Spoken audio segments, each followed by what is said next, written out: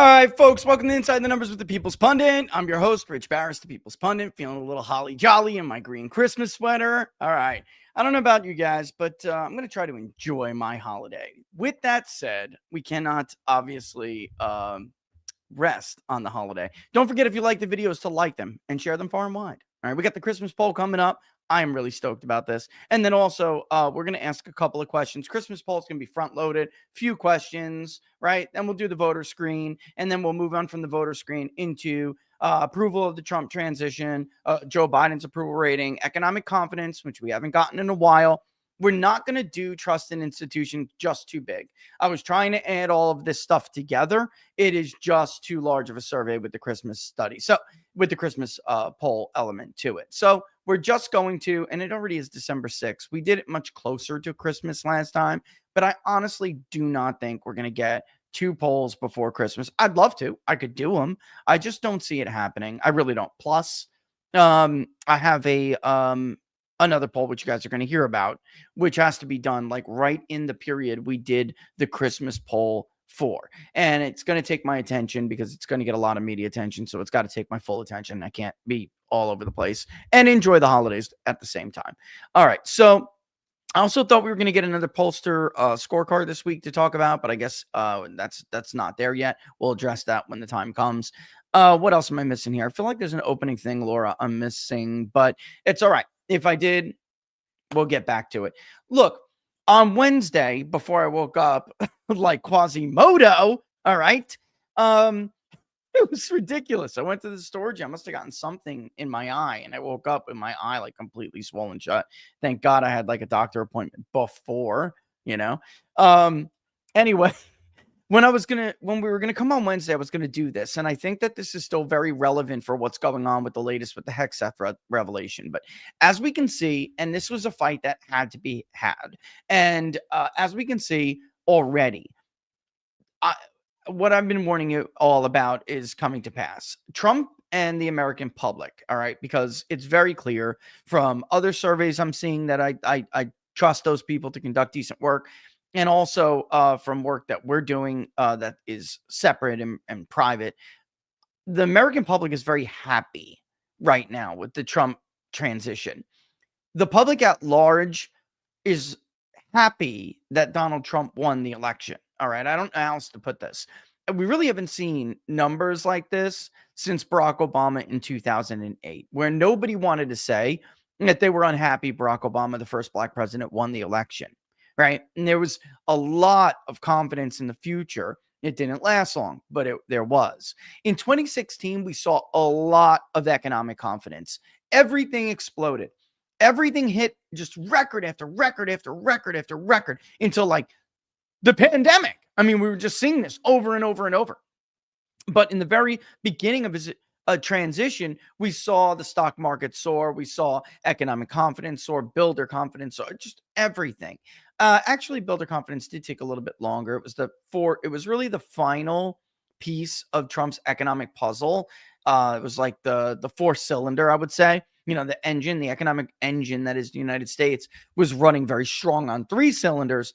And that fourth cylinder, the housing market, did not really kick in until right before the pandemic. So you can thank China and all their allies in Washington, D.C., for destroying what would have been the greatest American economic revival we would have seen in our entire lifetime. That includes the Reagan administration, by the way. I truly believe that.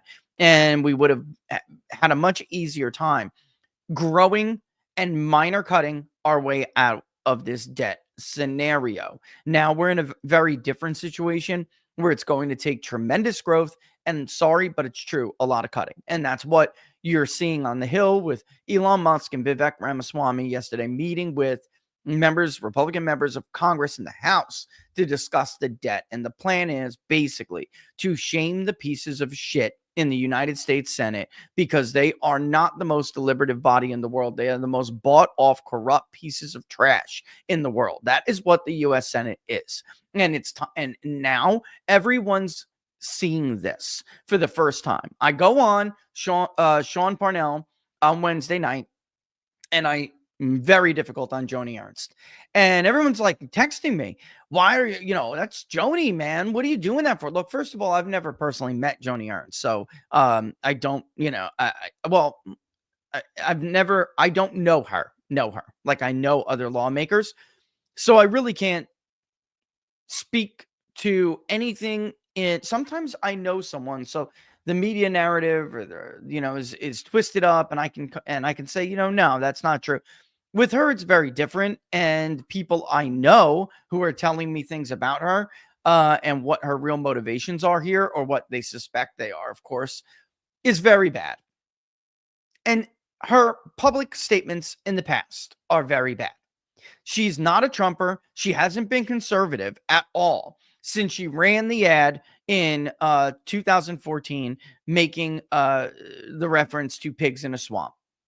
Outside of that, the woman has never been drained the swamp.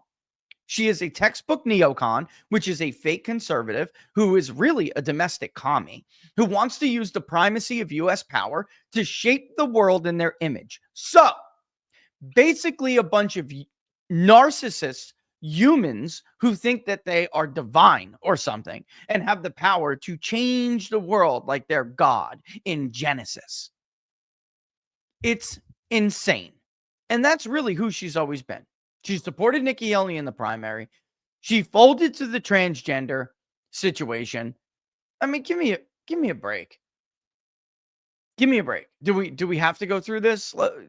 That's 5 minutes. Let's get a smaller one here. Here's one. Here's just one. Let's do a couple of clips. I want to move on from her very quickly because I'm only using it to set up what we're going to talk about, which is a much larger clip that we're going to stop and pause and stop. And we're going to really dissect the difference between what the American public wants and what these so-called deliberative members of the U.S. Senate, what they want, what their interests are.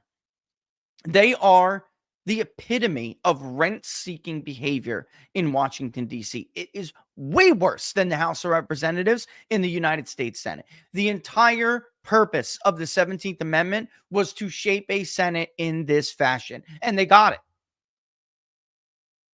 And Democrats in the U.S. Senate are not going to be the biggest obstacle to Trump, his agenda, and the American public who supported it.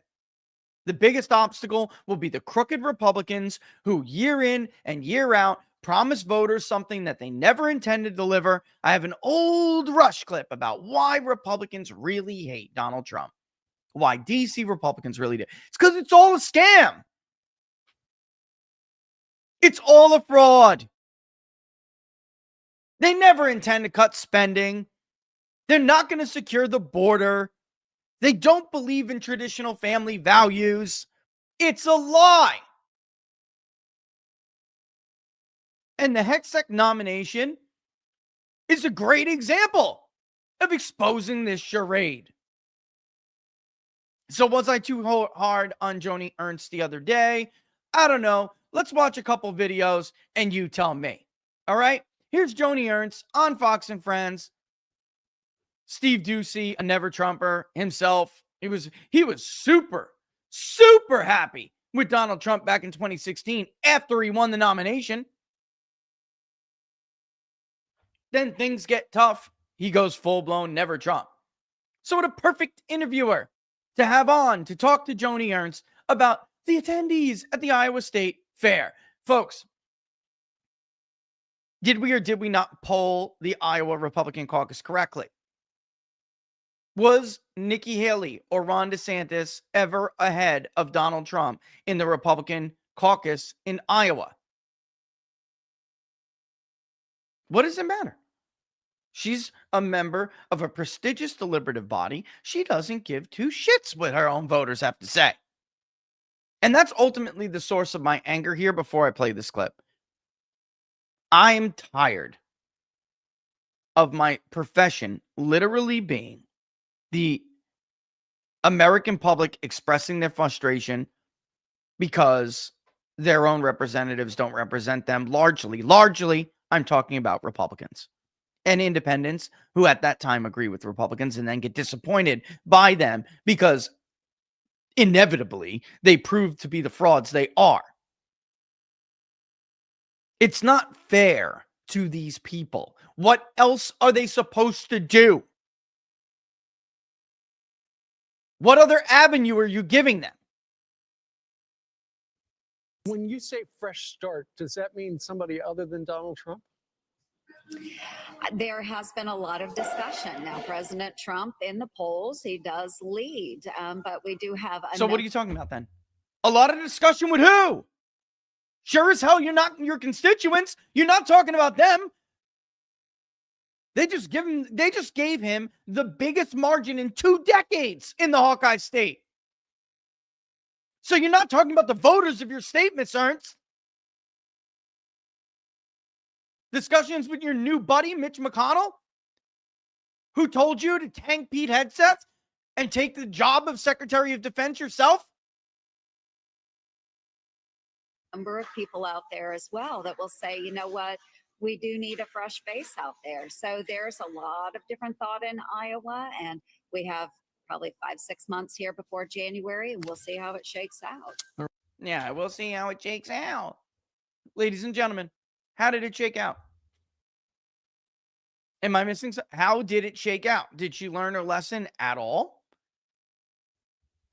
Could you imagine having somebody leading the Pentagon who is for forever wars, who is for unfettered illegal immigration? Because let's face it, she wants her to work on the farm. She wants them to work on the farm. Let's get real. She wants them out there picking corn, sleeping in the barn.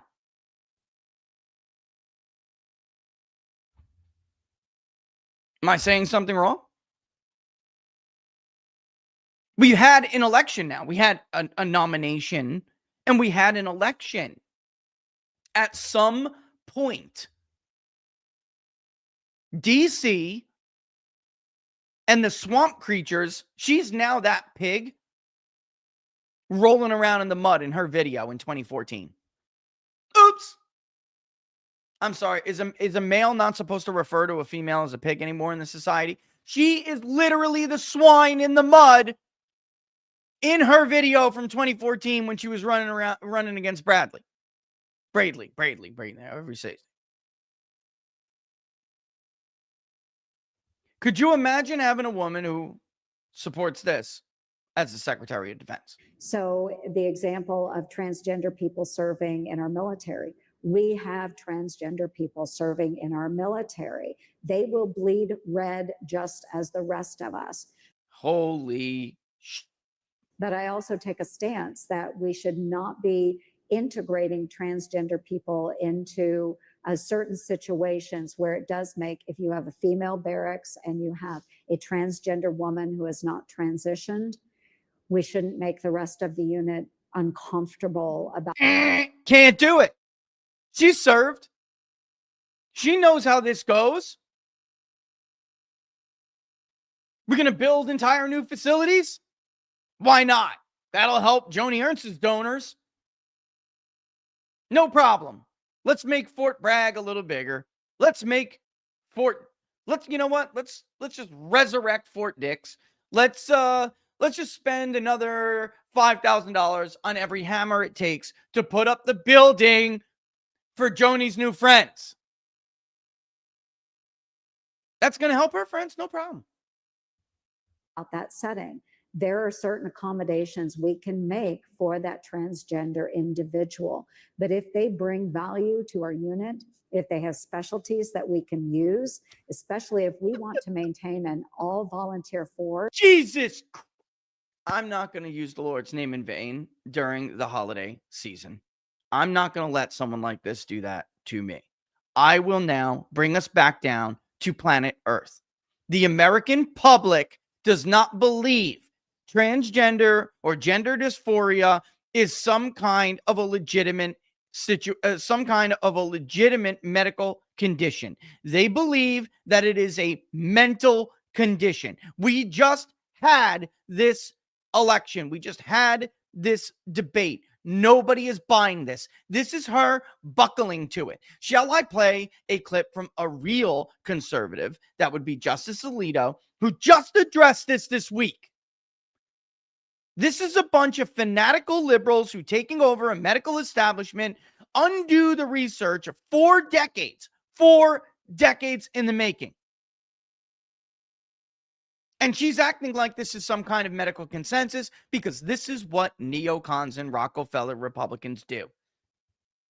They crash, they cave, and they buckle to the new wave of whatever.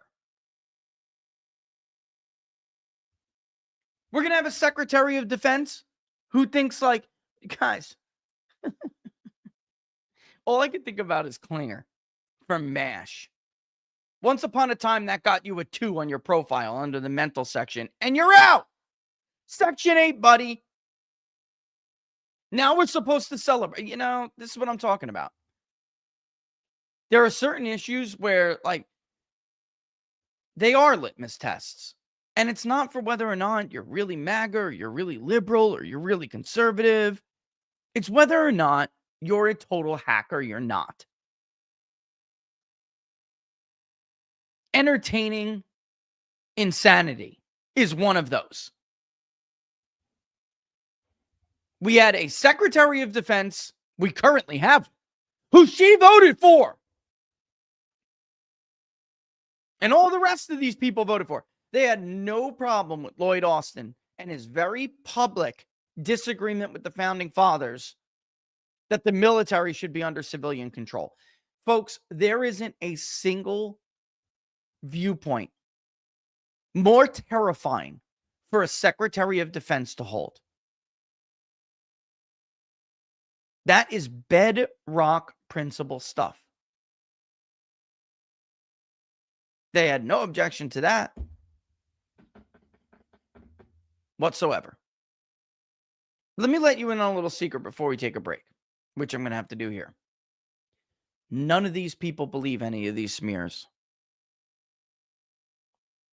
As it turns out, the only people who believe them are dumb Republican senators? No, folks. That's a cute little hot take, but it's not really the truth. These Republican senators use these smears as excuses to vote the way that their masters want them to vote. The rent seekers. The ones who are going to have the lobbying jobs after Joni Ernst gets primaried and thrown out on her ass. She's going to make millions. Millions. She's going to make a fortune with these people. And they don't want Pete Hegseth. They don't want MAGA. They don't want change. They don't want reform at all. They're very happy with the forever wars that kill your sons and daughters and spend your money. They don't believe any of this crap. None of it. They're behind it. Oh, we all just need to make sure that none of these allegations are true. Bull. This is a charade. They don't believe a word of it. You get Susan Collins behind closed doors, you'll hear it. You get Lisa Murkowski behind closed doors, you'll hear it. You get Joni Ernst behind closed doors, you will hear it. They are full of shit. And at some point, the public's got to get what they voted for. Is it being lost on everybody how profound this election was? They tried to shoot the man multiple times. They put him on civil trial for rape. By the way, the woman's a total nutcase. Doesn't matter. They lend her credibility. He's a rapist. They fabricated campaign finance crimes that don't exist because they knew the Supreme Court would throw it out when we got to the Edwards precedent. So they fabricated a felony out of what already is a half-baked misdemeanor. And between that and a bunch of other BS, they charged him more times than any single member of the five families has ever been charged. They said he was Hitler. They said he was Hitler and Mussolini. They said he was Mussolini and Stalin. They said he was Hitler, Mussolini, Stalin, and Mao, all wrapped up into one in a post in the Atlantic. He hates black people. He hates Hispanic people. He will never have a strong woman in a position of power. I mean, let's just go on. I mean, it's never ending. He was an agent for Russia. The guy basically has like some illicit affair with Vladimir Putin. He pisses on this one and gives a golden shower to this one. And I mean, just the most absurd things over the last decade, folks, ramped up into a very typical and appropriate, insane election cycle where everything was hurled in under the sun. He hates Puerto Ricans. Didn't you hear his buddy say it's a floating island of garbage? Blah, blah, blah, blah, blah, blah, blah, blah. I mean, I could literally go on forever. I don't have a show long enough. I don't. And yet, not only was he resoundingly elected in a miracle, it's a miracle.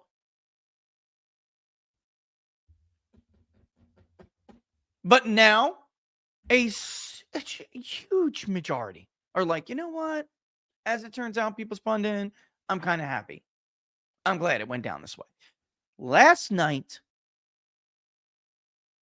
I went to a concert for my son. He plays the saxophone. And him and the school band and the jazz and the concert band and the military marching band, they always do this thing every Christmas. They get together, huge community event. So nice. And they have a Christmas concert. And somebody even dresses up like the Grinch, runs around during that song. Santa comes at the end. And it's just a whole big, it's really, really lovely. And all the kids decorate it all, and it's gorgeous. And for the first time, I had people coming up to me throughout the night, thanking me and shaking my, I didn't even know. I try to like low key it for the kids, right, Laura? For the kids, I try to low key it. I had no idea this many people knew what I do and what and about this show, or saw me on this TV show, or saw me here, saw me that. Like, I had no idea. It's actually kind of remarkable considering how respectful everyone is to my children. That would never have happened in 2016. If somebody did recognize me, that would have been like, you son of a, blah, blah, blah, blah, right? Just totally different environment, Laura. It's a totally different environment. The country is happy. They want this change and they want to move forward. And it's disgusting that rent seekers in the U.S. Senate and their little biatches are the biggest obstacles to it, not Democrats. The hell with the media. The media is not an obstacle. Nobody cares about them. Nobody cares. It's an amazing thing going on in the country right now. The entire country knows who they are. They've been like, you thought they were unmasked in 16? No. This is what a real unmasking looks like. This smear goes down, and yet 55, 56% still say, I want Pete Hegseth confirmed. What? Roughly the same number who are like, you know what? Now that I think of it, good. Trump won. Good.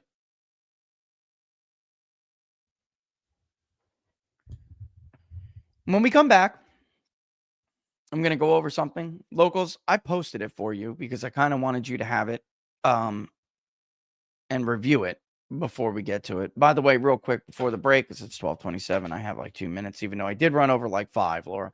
This is the book, Nations and Identities. Yes, it is quite expensive for a book club, and I know it is, and I'm sorry. And that's me. That everyone now understands what students in modern America have to go through. Buy a $60 book just to take a course. They're going to read 5 pages in it and move on. So that's another scam. Everything's a scam. Higher education, scam. Deliberations in the U.S. Senate, scam. Cable news, scam. I don't know about you folks, but I'm ready to tear it all down. I want real. I want a real world. let's rip it down and make a new real world. All right. In the meantime, in the real world, we got to pay the bills and keep the lights on, don't we? Look, but that's what's going on here, and how appropriate.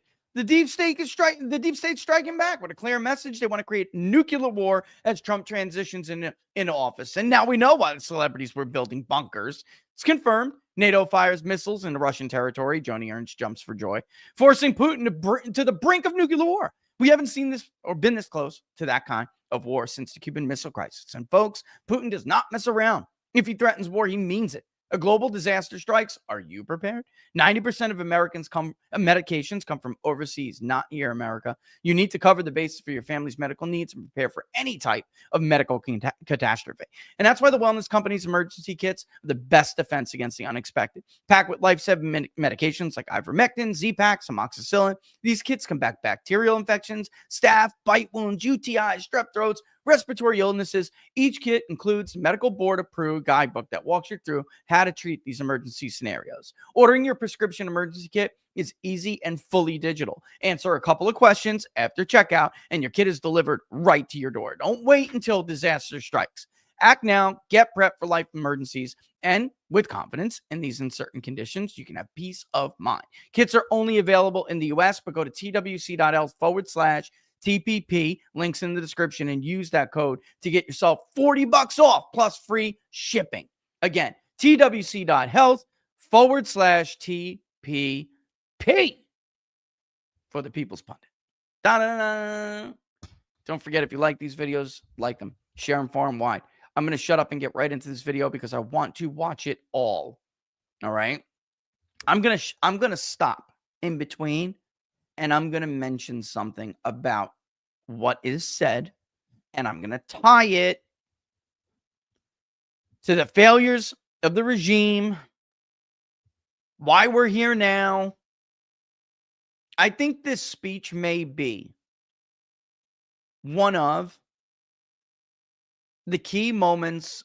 Let's say Trump and his movement are successful and they get reforms, and this country is, like, at least temporarily steered off the path of self-destruction. It's going there. We would look back and say, this scalp right here was indicative of the time. Just like we said when Robert, a bunch of us, Mark Mitchell from Rasmussen Reports, we talked about this, even with Sean Parnell. After the RFK endorsement, we would say this is a big moment. Obviously, the attempted assassination, big moment. But the RFK endorsement, just huge moment, because it was like the solidification, or the solidifying, it's really a word, solidifying of that coalition that would inevitably elect Donald Trump. I'm not saying he couldn't have done it without RFK, so back up a second. I'm just saying that not that he couldn't have done it without him, but he couldn't have done it without his voters, or the lion's share of them that he got. All right. And actually, still, do we have that graphic, by the way? Yeah, we were right. Bite me. We were absolutely right about these numbers. You can even see it. Post-election studies will show it too. It's almost, it's impeccable. It's almost to the T. That's how they broke. But as we know, Willard, sadly, bid farewell to the U.S. Senate. And he gave a speech this week.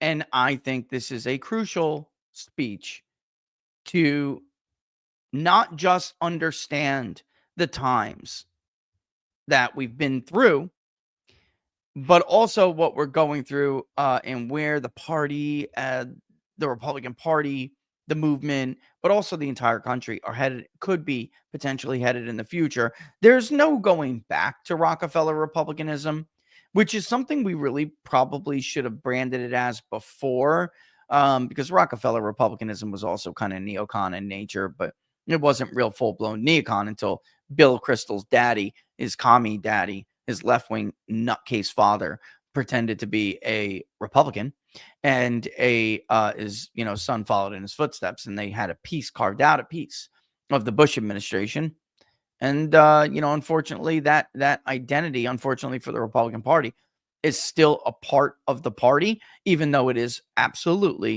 lost these current struggles. There's no going back to it because they have no constituency, so they can't ever dominate the party again. But they aren't going away. As my late friend Tom Purcell argued in Return of the Kings, they never go away. You just think they're gone. But really, they're like staph hiding around waiting to infect. When you're not paying attention, you let your guard down. All right. Willard's speech, critical. Let's get started on it. This is Mitt Romney, for those who don't know who I'm making fun of. Pierre Delecto. The delectable Pierre. The delectable Peter. Can't make this stuff up, Laura. I knew it, Willard. I knew this about you. He always struck me as a closeted guy. Here's Pierre Delecto saying goodbye to the U.S. Senate. And notice what the playbook is. We start up, right? We start with the pleasantries and the niceties. And then the people who are always accusing others of being so toxic and partisan just get right into the digs. He can't even say goodbye to the U.S. Senate without, and like a coward, he can't say it out loud, but the insinuation is very clear in there. And we'll talk about why this brand of republicanism failed. And will always fail, frankly. The era's over. It's a bygone era. It will always fail. Pay attention, Joni. Here's your future. Senator from Utah. I rise today to first thank the leader for those generous comments and to mark for my colleagues the departure soon from my service here in the Senate. During my life, I have rarely been truly alone, maybe taking tests at school or running cross country or on my uncle's tractor cultivating corn. Jesus. But I'm impressed with people who've achieved great things largely on their own. Washington commanding the Continental Army, Lincoln guiding the Civil War, Emerson in his laboratory, Edison rather in his laboratory. Not me. I have consistently been surrounded by others, usually smarter, often more experienced. Here we go with the fake always meek. becoming friends. Here's the fake modesty. In business, I chose partners with skills that exceeded mine, proof of which has been their stunning success after I left. As governor, my team helped craft the health plan that insured nearly every citizen in Massachusetts. Okay, this is a guy. Stop. I got to stop because that's a key moment. So first of all, he starts with the fake modesty. This is the way they do this. Okay, the fake modesty, the humor that people that always followed by like something that's supposed to be humorous that nobody finds funny because everybody truly sees through the fake modesty and they're kind of just all like used to it and they do it themselves. So like nobody ever really whatever, throw a quick little holler at it, quick little laugh at it. It's the same playbook over and over. And then boom, what are we? We are less than 2 minutes in, and immediately there's a fraud moment. All right. Like, you're a fraud, exposed. This is a man who ran against Barack Obama and ran against Obamacare, promising the voters who nominated him that he would get rid of Obamacare, which he called one of the most single harmful bills ever passed in the history of the United States. All right. And now here he is, the real Mitt Romney, the real Mitt Willard Romney, praising it. So not only did he never oppose programs like Obamacare, he's proud of it. He's citing it in his farewell to the United States Senate as one of his highest achievements.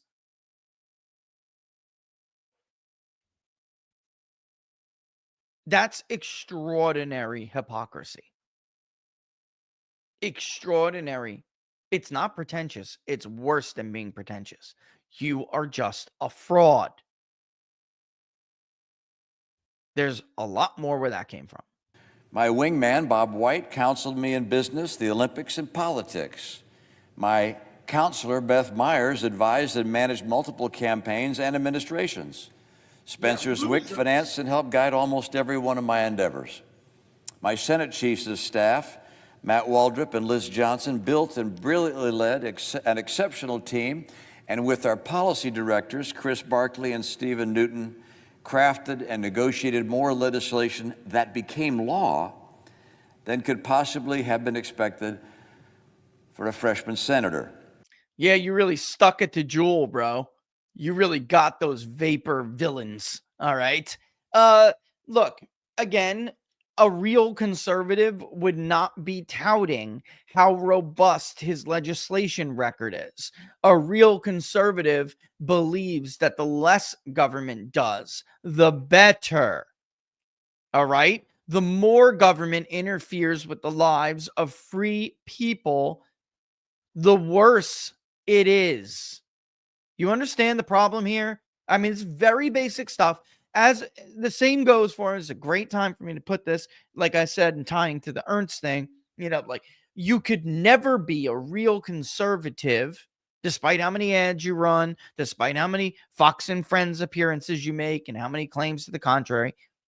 You could never be a real conservative if you believe in using the power of government overseas to create a better world, because real conservatives do not believe that government has the power, nor the motivation, nor the intent to create a better world. Real conservatives believe that government by its nature is corrupt and ineffective.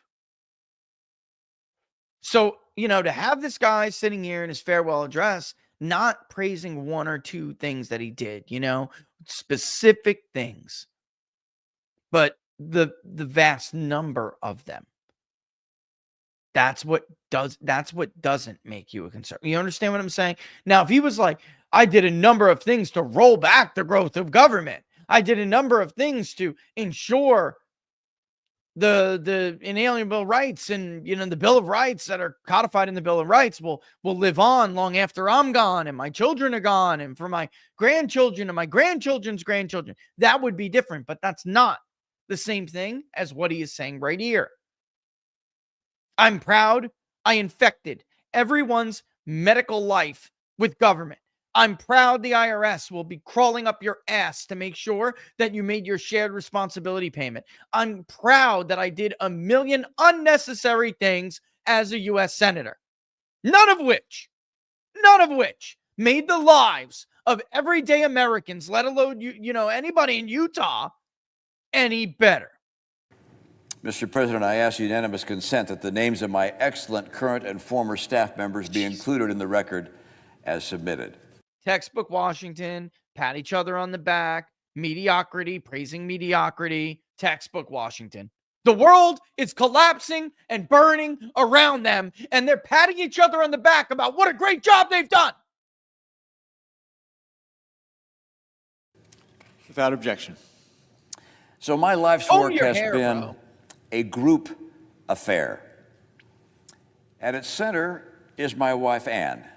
She is my most trusted advisor, my indefatigable ally, the love of my life for 54 married years. Our 5 sons are just as loyal and are the source of profound pride, joy, and 25 grandchildren. Any father would be proud of that. During my first months in the Senate, I was mostly on my own and thus mostly unproductive. And then Lisa Murkowski invited 5 Democrats to join with 5 Republicans in her home for takeout dinner. With COVID then active, we were spaced far apart. Time out. Forget about that for a second. His little cute little sick. Yeah, with COVID active, we were spaced far apart because we pushed the 6 feet, the 6-foot rule that has no science behind it, that they just made up, a bunch of bureaucrats made up. But let's go back to context. He was all alone. Why? Because he was a traitor. He was a traitor to his state. He was a traitor to his president. He was a traitor to his people. He was a traitor to his party. And he was a traitor to his values. That's why he was all alone in the U.S. Senate. And at that time, Republicans were too terrified to go up against the most popular Republican president in history. Yeah, that's right. Donald Trump was more popular with the Republican Party than Ronald Reagan was in his first term. Now, he's more popular with the American public than he has ever been before. But when it comes to just how does the party feel about their president, he has one rival, Barack Obama. Only Barack Obama had the high approval ratings with his own party that Donald Trump had. George Bush didn't have it. W. Bush, Herbert Walker Bush. Reagan was very popular with the Republican Party, but he did not have an approval rating as high as Donald Trump's with his own party. So Mitt Romney was a pariah because he went there to the U.S. Senate, and the first thing he did was betray everybody. People he literally begged for support.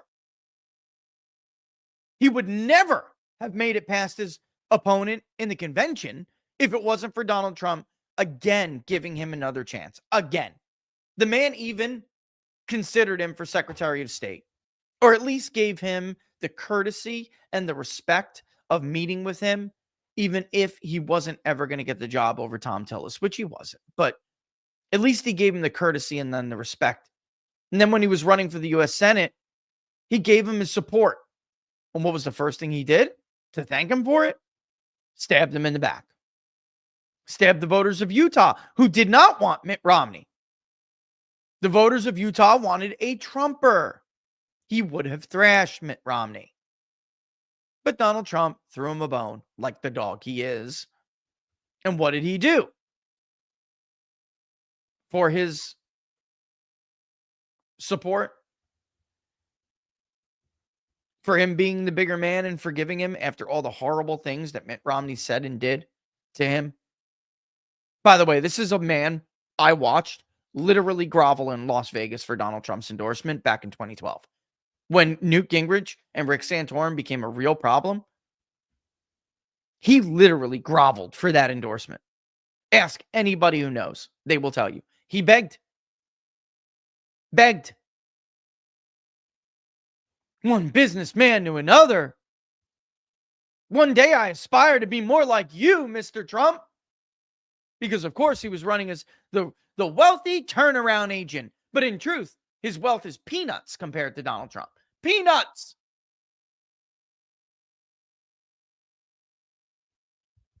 With windows open despite the winter cold. Our conjecture on how to bridge the impasse between the president and Congress on COVID relief led us over the next several weeks to dig in, negotiate, draft, and eventually see our work become the basis of law. Okay, what he's talking about is Donald Trump not wanting to write a blank check for the CARES Act. Ultimately, they won that fight, and Donald Trump signed one of the worst bills in history, and certainly the biggest and most bloated bill ever. Not good. No bueno. Biden and Harris would go on to use it as a template. And they use it as a predicate, a pretext, to pass another one, which was nothing to do with COVID and was just a kickback to all of their donors and supporters, everyone who supported Democrats for Congress and the White House in 2020, which led ultimately to the beginning of inflation getting totally out of control. He's proud of this. He's proud of going to meet with a bunch of, they call them moderates in DC, folks. I call them cowards without conviction. He's thoroughly, thoroughly pleased with himself. That led to unspeakable financial pain at the grocery store, at the gas pump, with your mortgage and your landlord. He's happy. I was fortunate to also be a part of what this team worked on that followed. The bipartisan infrastructure law, Electoral Count Act reform, gun safety legislation, marriage legislation that included religious protections. Our group was Rob Portman, Kirsten Sinema, Susan Collins, Joe Manchin, Mark Warner, John Tester, Bill Cassidy, Jean Shaheen, and Lisa Murkowski.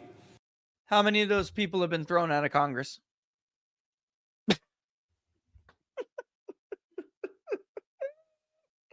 It's the Pariah Club, Laura.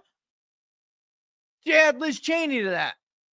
Lisa Murkowski wouldn't even be there right now if the crook didn't change the entire primary process to rig it to beat Kelly Tshibaka. She can't win a primary. That's why her staff left Washington, D.C., resigned in name only from their roles as her staffers to go to Anchorage to do the most disgusting backdoor dealing you could imagine to change the primary vote to ranked choice voting. She threw that Senate seat to a Democrat in the long term, folks, so she could survive a primary. If they don't undo that, that state will be represented by a Democratic senator in the future. It will.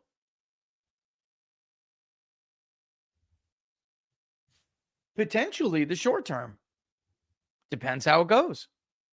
Depends whether or not these people are still a force of division in the party or not. Look what they did to Sarah Palin and Begich. They screwed him. Mary Patola represented the at-large seat for 2 terms until she was finally defeated this time because why? Donald Trump was on the ballot. That's why. And not 2 terms. She won 2 technically, but you know what I mean. We'd each come to Washington to enact law that would help people. And that's just what we did. Yeah, right. We accomplished together what we could. Well, and the truth is, Laura, he just didn't specify what people. They came to Washington to help people because, after all, corporations are people. Lobbyists are people. Rent seekers are people. Crooked Ukrainian oligarchs are people. He and his family are people. So he's not lying. He just didn't go there to help the voters. Never done alone. So I will leave this chamber with a sense of achievement. It's coming. But in truth, I will also leave with the recognition that I did not achieve everything I had hoped. Here we go. Among other things, the scourge of partisan politics has frustrated repeated efforts to stabilize our national debt. Wait, this is my favorite part. The scourge of partisan politics has repeatedly frustrated attempts to deal with the scourge of our national debt. This may perhaps a sentence, okay? No one sentence could explain or illuminate why Rockefeller Republicanism failed more than that sentence right there. And I'm going to explain why. First of all, getting along with people who want you to be destroyed, who want to take your rights, your wealth, your freedom,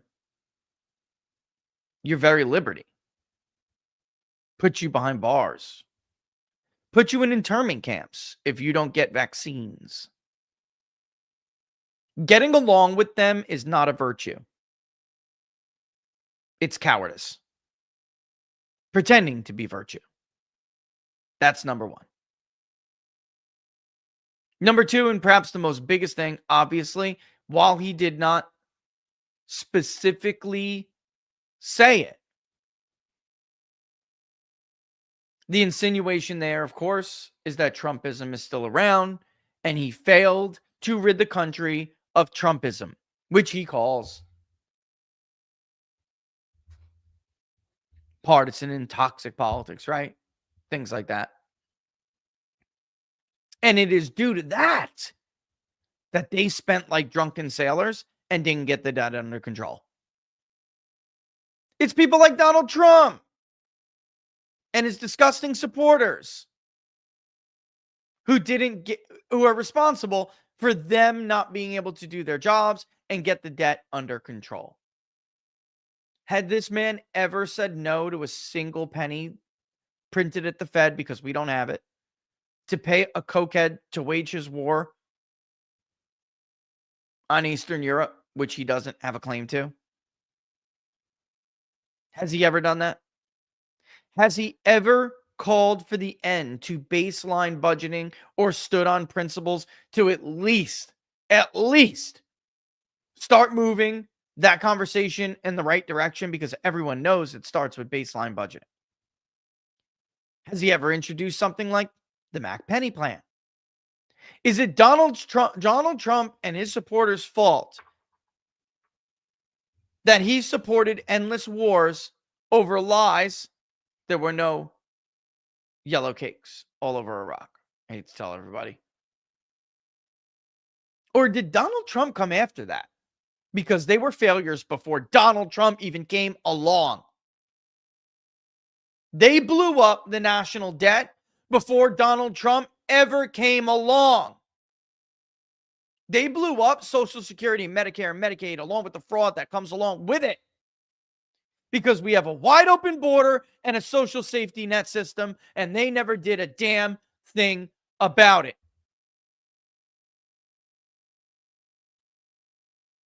Pet projects. Pork.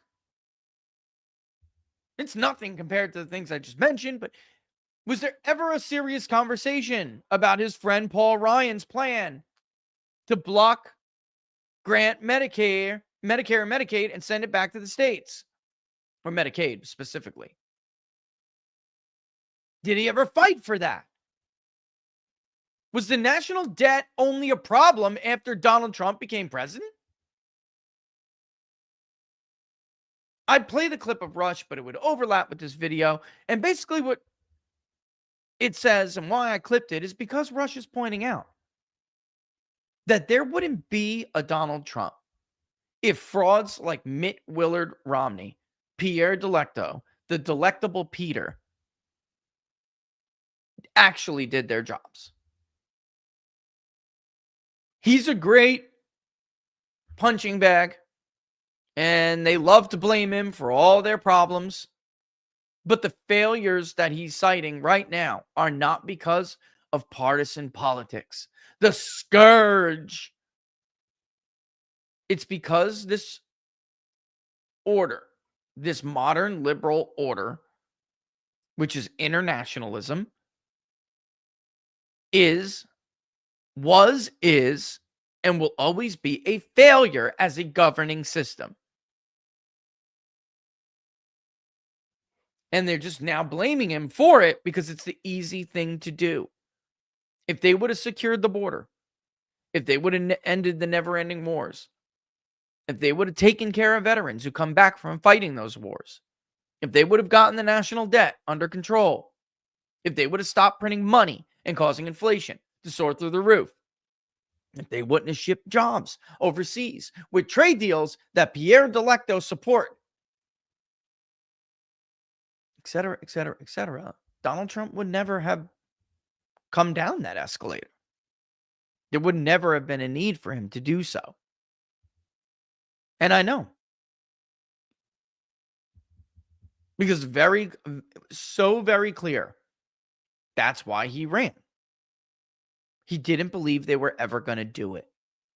And as Rush points out, or did point out, they never were going to do it. And that's why they hate Donald Trump so much. They're fine with this order. They don't care about you. I don't know what, a lot of people always ask me, don't they think about the future of their children? And all I can think about is, folks, they're living so secure. It must be very easy for someone like a Joni Ernst or a Mitt Romney to not really believe that that danger is real to you and your family. You'll hide behind the gates. You'll get special treatment. I really don't know if it's like the image can be cast in their own minds. You think they're basically narcissists. They probably think they're exempt. And they're not basically they are narcissists. They probably think they're exempt. Let's go back to it. Without the burden of the interest on that debt, we would be able to spend 3 times as much as we do on military procurement. That's what his priority is. Without the interest on the debt, Mitt Romney's rent seekers on K Street and at the Pentagon, right, could spend more of your money. He didn't say without the interest on that debt, we could lower taxes and let the American people have their own money. That would be a conservative thing to say. He wouldn't say, even the fact of the matter is, without the interest on that debt, our grandchildren's standard of living wouldn't be in danger. Don't you think that would be the first thing anyone should have said? Let alone a conservative? Mr. Severely Conservative. You remember that? I'm conservative. I'm severely conservative. You're severely stupid. I don't know what else you are severely. Corrupt. Tone deaf. The first thing he points out is the military-industrial complex. If we could only get our debt under control, we could give the military more money. Wow. Especially since conservatives love to rail against Social Security, Medicare, Medicaid, not the Trump kind, not the Trumplican, because of course the Trumplican sees those programs as contracts that were made with voters and generations. And you have to fulfill your end of that contract. It's not that they are in love with those programs. They're not. However, they are just in favor of the government keeping its word to the little guy. And while the Rockefeller Republican and the fake conservative and the neocon, always wants to target them as the source of national debt, the truth is the Pentagon is the problem. The Pentagon is the real problem. It is insane that we spend as much as we do on defense, and we do it because of the liberal order that they support, the internationalist order, the liberal internationalist order, which says the United States has to let everybody else be a quasi-socialist state and take care of their defense while it goes bankrupt. 3 times as many aircraft, 3 times as many ships, 3 times as many drones, spacecraft, cyber defenses. Holy Or crap. alternatively, we could spend double the amount we spend on Social Security benefits every month. Our national credit card is almost maxed out. It is almost. In America, almost wait, whoa. Almost maxed out? Folks, our situation is like way worse than it. It's more akin to we maxed it out and then bullied the banker into letting us just keep swiping it. It's been maxed out. It's like you have a local bank up the road. They issue you a credit card. Good old Fred sitting behind the counter. And then when Fred says, hey, it's over, Rich. You're done. You hit your limit. I say, Fred, I'm going to beat your fat, bald head in if you don't let me keep spending on this credit card. That's where we're at. 10 years after I told Fat Fred I was going to beat his head in. That's more appropriate. That's a more appropriate analogy than maxed out the credit card. Risks becoming debt poor. Now, my biggest surprise in the Senate has been how much I enjoy the other senators on both sides of the aisle. And the truth is that while I may not miss the Senate itself terribly much, the 10-minute votes that last an hour, the unknowable schedule of votes, The fake the smiles. myriad meaningless votes, the absurd passion about inconsequential votes, I will very much The absurd passion about inconsequential votes. Like what? Like cloture votes to try to stop Democrats from the Inflation Reduction Act? The cloture vote over HR 1? What else is an inconsequential vote that Mr. Willard was so annoyed with? Attempts to stop. Well, no, because they really didn't ever. It was like one or two senators maybe would oppose a nominee. But you know what I mean. What is he talking about? That's a dig at like Ted Cruz, Rand Paul, right? Real conservatives. miss you, my fellow senators. For among you are some brilliant, some entertaining, some kind and generous, and all patriotic. It's an honor to have been able to serve with you. What? It's also been an honor to represent the people of Utah, the state of my family heritage. He What represented sets them. Utah apart is not just its beauty and vibrant economy, it is the admirable character of its people. I was unaware he represented the people of Utah. Now, it's customary to end remarks with Please end them. these words: Hurry. God bless America. That has never seemed jarring or out of place to me, because Americans have always been fundamentally good. Let me just stop and say, like, it's never been jarring. His newfound friends across the aisle don't even believe in God. A majority of them don't believe in God, and many of them have spent their entire careers in public life attempting to separate the Lord from any government action or institution whatsoever. From our earliest days, we have rushed to help neighbors in need, as de Tocqueville noted. We welcome the poor, the huddled masses yearning to breathe free. We've respected. Hold on. How many poor illegal migrants does Mitt Romney have living in that garage that has the elevator? Right? He's got the room for it. How many homeless veterans is Mitt Romney letting post up in Ann's favorite garage? It's ridiculous. I know poor people in the ghetto who put up more people than him. It's a joke.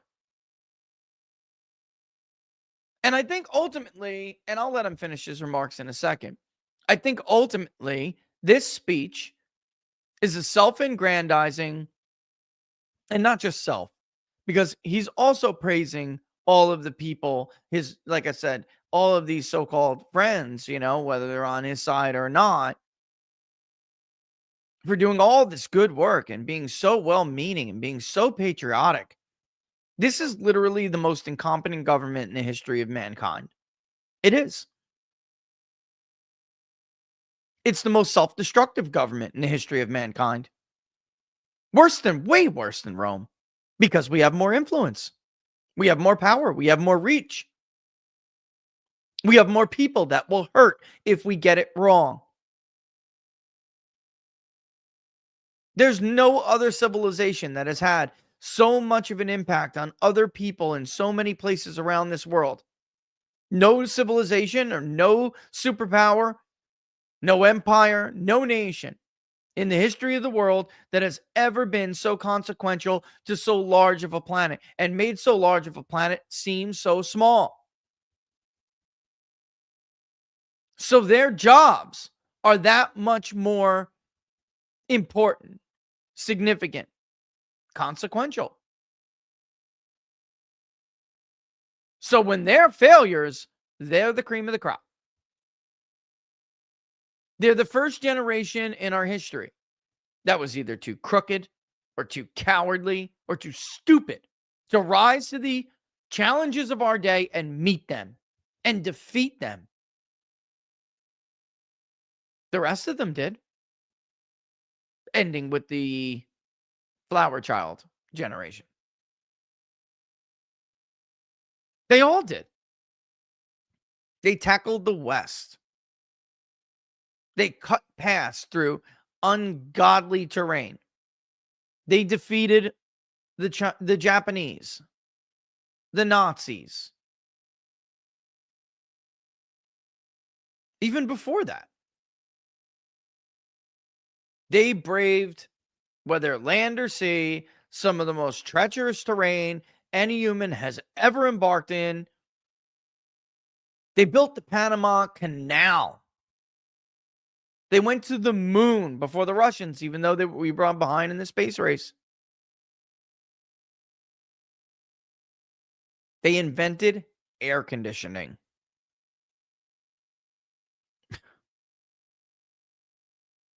This is like the first loser generation of leaders. And that's why you have Donald Trump. That's what Pierre Delecto and Joni Ernst and the rest of them who just are so in love with this order and this status quo. That's what you just can't get through your stupid thick heads. You're a bunch of failures.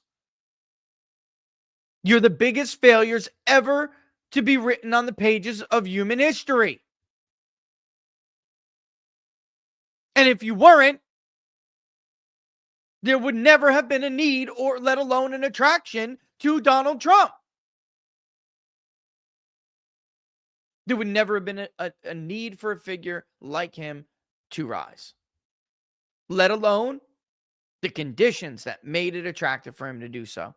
So if you hate him and his movement and the partisan politics that it brings with it, take your ass off your chair, go find the first mirror and look at it. Because it's your fault. If you were good stewards of the American way of life and the American legacy, the American economy, American ingenuity,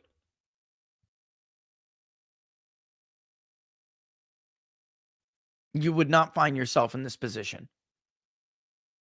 That's the legacy of the Rockefeller Republican. That's the legacy of the internationalist Republican, who was a betrayer to his values from the start. Because that party was never about that. It was about America first, American businesses first, the American people first. Book Club, you know this too. This goes long back.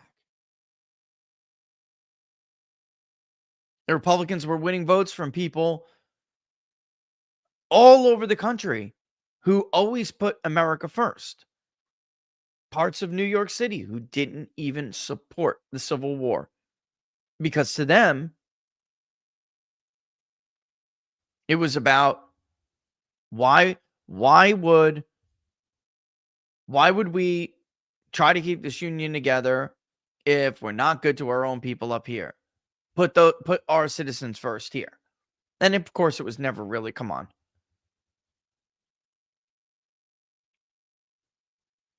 This is what happens when you lose your identity.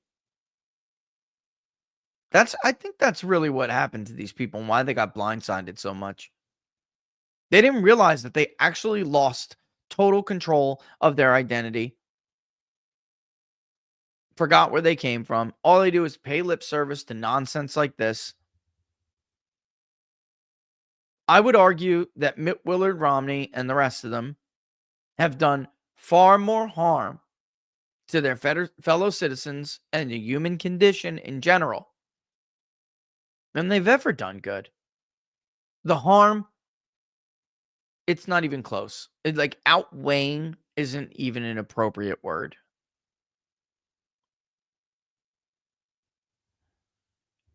Nothing they did has benefited the American public. And they continue to do this today.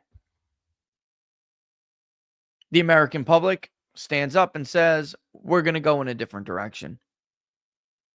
And they still can't see it. They still cling to a dying order and a dying worldview. And it's dying with good reason. It's a failure, an utter catastrophe. And at this point, obstacle is maybe not even that strong enough of a word. Is it that they're just an obstacle to change that would bring about a better human condition? Or are they really just part of the problem now? Like full-throated part of the problem. Think about somebody like Joni Ernst, who would put herself and her own ambition before the good of the nation, the entire nation, including her own state, who voted overwhelmingly for this president and his agenda. Think about what kind of a person that takes. Are they patriotic, like Mitt Romney describes them? Or are they just good old run-of-the-mill scumbags? Selfish narcissists who think the world revolves around them. I think the answer is self-evident. By the way, it's not just about Pete Hegseth. They already got Gates. They want to derail this entire agenda. This is about whether or not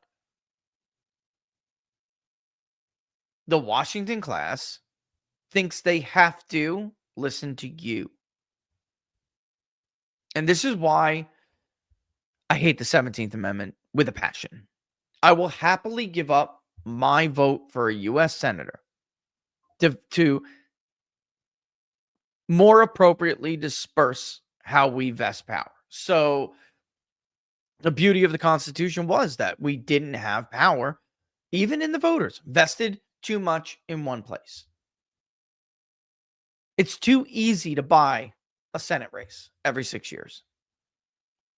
Would Joni Ernst survive, or would Willard survive, if he had to answer to your next door neighbor? Well, that's who gets elected to the state house and the state legislatures. It's your next door neighbors. It's your family members. It's your boss. Could be any but mine in Florida lived 2 blocks up the road. He owned a roofing business.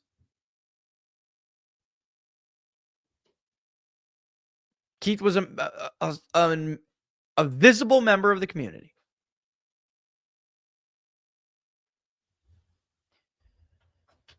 This is about whether or not the rent seekers get to just veto the president,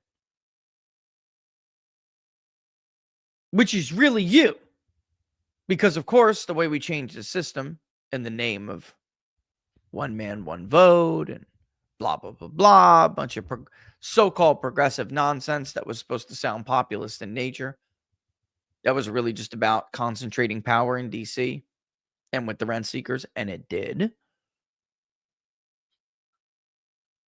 And now we're left with a system with Trump is the extension of our sovereignty in the executive branch and in the federal government. The voter is the sovereign in this country. That is how it's supposed to be, with good reason. If you want a bigger and more wider and more robust history lesson, join the book club. You would have got this already. The voter is the sovereign, and Trump is the extension of our sovereignty. Any president is. And if the deep state or the rent seekers who buy Mitt Romney's lunch every day, if they just get to veto that, then they have essentially nullified your sovereignty.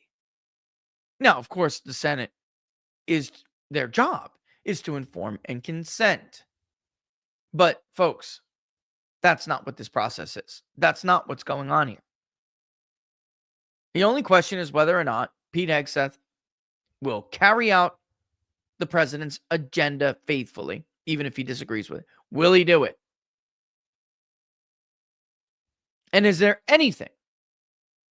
And I'm not talking about affairs with women or, this or that. Is there anything, which, by the way, are all anonymously sourced and all these other, allegations. Is there anything that would disqualify him because he wouldn't show up? I would argue that not supporting the principle of civilian control over the U.S. military is probably the one and only question that really should ever be the minds of U.S. senators when choosing a defense secretary. That's it. That's it. Do you support the system of government that we have here? Pete Buttigieg, what qualified him to be the transportation secretary? Nothing. Barack Obama called him up before the South Carolina primary and said, "Get the hell out of the race. You're going to nominate Bernie Sanders." That's it. I'll give you something in the administration. That's it. Such a joke. So there you have it. All right, it's 1:18. We got to take a real quick break. When we come back, I'll try to hit some of your questions. Certainly ones on locals, but YouTube as well. Try to grab your questions and Rumble rants, stuff like that. Let's take that break, and when we come back, we will not be seeing Pierre Delecto anymore, and that's a good thing. This entire order has been living on borrowed time and profiting on borrowed time for a long time now. I don't think the voters, it should be expected for them to make themselves clear anymore. I will entertain the concept that in 2016, more than entertain it, I'd argue it, that in 2016, they wanted it. They wanted real change. They wanted real reforms. They wanted something radically different. They just didn't understand what that meant and what they would get along with it. I think they had this delusion, that this could be done without it being messy, without instability. And that's just not how it works. That's not reality. Now they know that, and yet they still voted for it. Who the hell do these people think they are?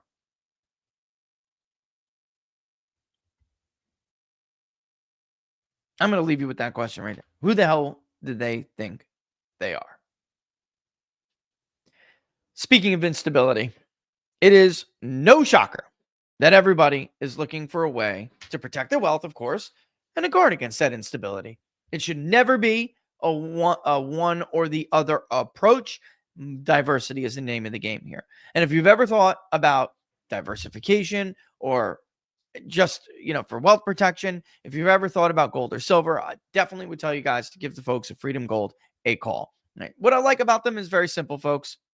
Not only that they have a reduced minimum requirement, not everybody's rich. Right? It's not $50K, not $20K, not $5K. It's $500 with one of the deals for the People's Pundit to get in at Freedom Gold. But what I really love about them is for anyone who's called and talked to them, they want you to be confident. They want you to be informed. They want to make sure that when you do make that decision, that you have all the confidence in the world that you made the right one to get in on. So give them a call. That's obviously our number, but it always helps when you tell them the People's Pundit's on. 888-279-3592, or you could go to freedomgoldusa.com/rich and check out what other deals you may qualify for. With that reduced entry fee, you still get all of the bells and whistles of what they usually offer, which is, of course, free shipping and insurance. You could also get a $500 credit to your gold or silver IRA if you open up a new one. There's a load of them. You should give them a call and talk about what deals may be best for you and that you qualify for. If you do, and as it turns out, you actually don't need to open an account. You just need to be serious. In fact, hear them out. You will get entered into a raffle, and we have winners of free silver every month, which is super cool. And we just did that video in case you missed it. It was on last Friday. Go check it out. Obviously, the winners found out they won first, I believe still, because we were late to do it. So there were two. But of course, we'll do it every month and tell you who they are. But again, 888-279-3592. Give the folks at Freedom Gold a call, or go to the website and check it out. freedomgoldusa.com/rich. The links are in the description. I'll tell you what, Laura and I, at the end of every year, two things we do. One, can we give more to charity? Or two, do we have something else that we can do to build and technically for the rest of the year. Right, now would be the time to do it. It's December 6th. It's always the time to do it, but this is what Laura and I do at the end of every year. All right. Also, I want to talk about platinum, man, palladium. That's yeah, Laura, come on. You're never gonna let me live this down. Enough gold, she says, because we missed the window because of you. We missed the boat. You had to get Pfizer. Pfizer split 3 times. I mean, not Pfizer, Taser. I was doing IPO, Laura. It's a little bit busy. She's right, though. And the worst part about it is I knew the financial crisis was coming. I did. And they were like, you stupid young greenhorn, shut up and learn the ropes. Okay, bro. Bite me. A balance sheet's a balance sheet. Subprimes don't make sense. Lehman Brothers is not a good block of bonds to buy. I'm not pushing them. Good times. Good times. But because I did know that, she was like, well, if this is true, then you should buy more gold. And I'm like, I don't know. I think I got some other ideas I want to do. And it's not that we didn't. We just didn't go ham. And I should have just listened and went more ham. But here we are. I think gold, when you said that, was $600 a troy ounce. It might have been less. It might have been. Never going to live it down. And probably deservedly so. Guys, when you first get your first gold bar, you're like, right? And a coin or something. Anyone? Look, I'm 43. You grew up with DuckTales? Did you grow up with DuckTales? Scrooge, man. McDuck, he was my hero. Kidding me? Anyone, duck or man, who could do a backstroke in his own vault or pool of gold coins is a hero in my book. And then he's got this super secret vigilante thing. It's like Batman. You guys know DuckTales? Maybe, maybe not. Great show. I love that show. When they redid it, when my kids were of age, I was stoked. But it was cool. But they had to do the liberal thing. They had a gender swap. They couldn't just leave it alone, man. We don't need a female pilot. Okay? We already got Huey, Dewey, and Louie. It's not like, come on, man. It's always got to be two. They can't just team up and like get girlfriends or something and then do it together. So the dynamic quad doubles. No. We have to have a central female figure and all the boys are stupid and you know how it goes. Cue the suburban guy who's a bumbling idiot. His wife is cheating on him. I'm over it, man. That's not equal rights, man. That's not what equal rights looks like. That's revenge. That's like social revenge. And what the hell are you even getting revenge for? Us building skyscrapers? What else? Winning wars you would not want to go in anyway?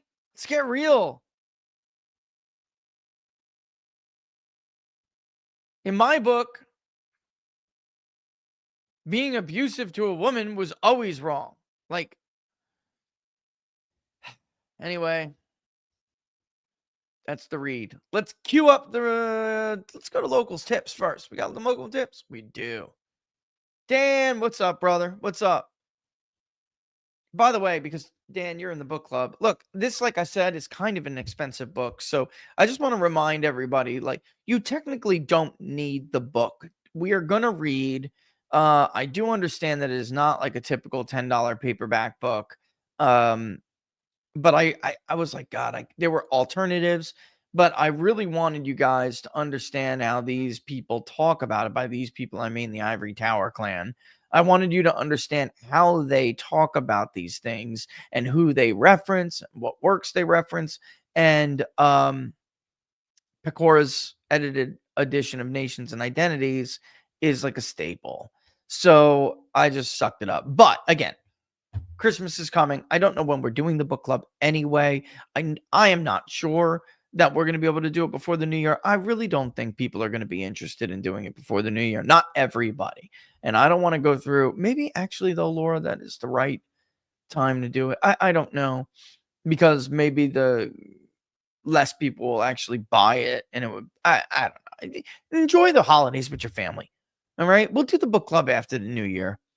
I feel like I'm stealing people away, you know? But Dan, you are right. We should try to figure out some model where a meetup works. The collaboration idea was the one that I signed on to. I just don't know what happened. Like if we all, Mark Robert, Barnes, and all of us just end up like doing it in one shot, maybe there's a way where we can make it so it's first of all more value to everybody who comes, and then not wind up costing a whole lot more than would ever be worth, you know? I like when I just go to events and like people show up. It's why I try to tell you guys where I'm going to be doing things, and I'll give you some advance notice. I think it's in February, right? We had people show up to the speech to the Union County Lincoln dinner. We're gonna do that again. Give you the heads up on that when that comes. And I'm gonna make a little bit of an "I told you so" tour. You know, to people who I at least have to give credit to.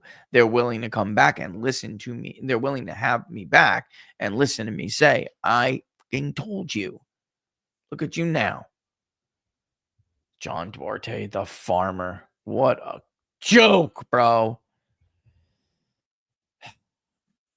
Can Vance demand Thune not cave on keeping the filibuster because the demon rats, oh, come on, man, absolutely will if they get power back. If they get power back, destroy it. Unless the Democrats enter a binding agreement now to likewise preserve it. Why are we always caving up front and being such losers that we just give the country away to appear to be the nice guys? I think I just spent a good portion of that explaining that. The truth of the matter is the Republican Party, by we, that's what you're talking about, Republican senators and others that would be, it's just they have no independents. So there's only independents who are Democrats who could never get elected under the, some of the banner of Democrats. So, or that's how it started. There are, no, what's his name? Lincoln Chafees anymore, whatever. I think the Republicans' problem largely is that the corruption in DC doesn't align with their ideology, whereas the corruption in DC does align with the Democratic ideology. So the deep state, the administrative state, the military industrial complex, whatever you want to call these entities, the rent seekers, they want what Democrats want. And it never appears that they're betraying their voters because of that. It makes it look like, in fact, that they're representing their voters, even when they're just doing the bidding of their rent seekers. That's not the case with Republicans. And that's the Republican Party's biggest problem. It's February 22nd. February 22nd. And that's something that has to be addressed. It is. I just want to pop up something here. I did miss the economy talk. Oh, speaking of which, before this was brilliant. I just want to say this, because there's some different advice that's going on now. For instance, like for Pete Hegseth, what to do. There's some advice about whether or not they should, he should engage with reporters and go through what is a typical nominee process and handle it like a typical nominee process. The answer to that, Pete, is absolutely not. Listen to Sean. He knows he's telling you the right thing. The media does not deserve your response. They don't even deserve to be acknowledged as a participant in this process. Nobody watches them anymore. Nobody's reading the New York Times. Nobody's watching MSNBC. Nobody's watching CNN. Nobody's watching NBC News. Nobody's watching CBS. Nobody's watching ABC. So just ignore them as the irrelevant participant that they are and do what you did yesterday, which I want to play because this is how we should handle it from now on. And there's a little bit of a conflict with some of his advisors and other Republican advisors who have been intimately familiar with the nomination process, telling them to trust it, trust it. Bull. You cannot trust these people. You can never trust these people. And you never should trust them. This is the correct way.